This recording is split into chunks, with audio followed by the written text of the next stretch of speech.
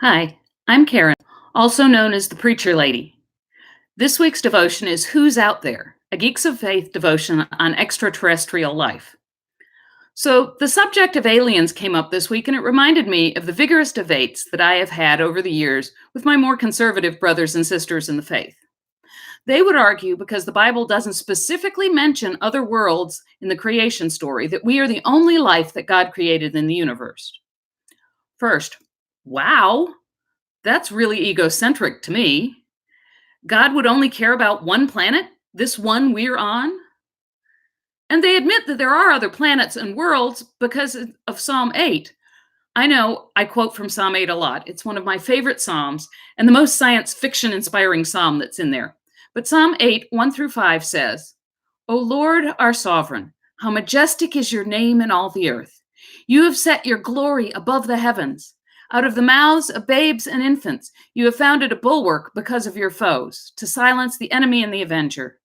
When I look at your heavens, the work of your fingers, the moon and the stars that you have established, what are human beings that you are mindful of them, mortals that you care for them?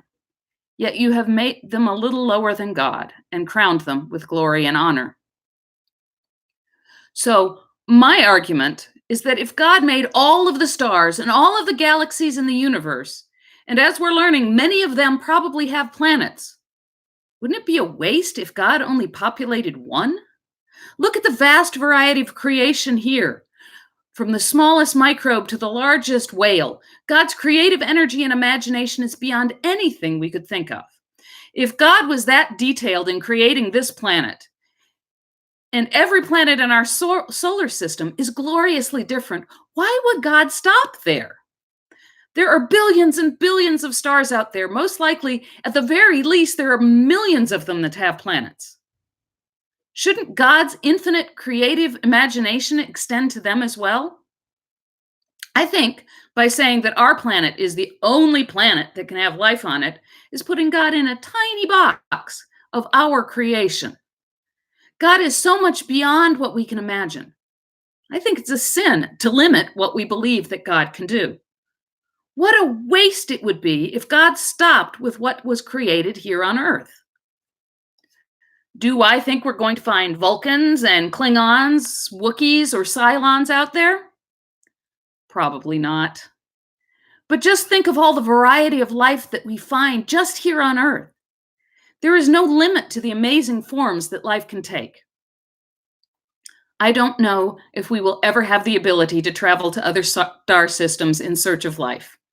I don't know if God's creatures from other worlds will ever make it here. But we are told that God so loved the world. And that doesn't only include humans. Matthew 10:29 says, Are not two sparrows sold for a penny? Yet not one of them will fall to the ground apart from your Father. If God loves the little sparrow here on earth, then surely God loves all the creatures throughout the universe. If God cares for those creations too, then perhaps if we never get to meet them traveling through the stars, we will meet them singing praises around the throne in heaven. God, when I look at your heavens, the work of your fingers, I'm awed and amazed. I think that imagining what life we may find out there is a holy thing, because our imagination in science fiction can show the awesome creative imagination of God. If you liked this devotion, you can find our group at Geeks of Faith on Facebook, or you can subscribe to this YouTube channel. Have a blessed week.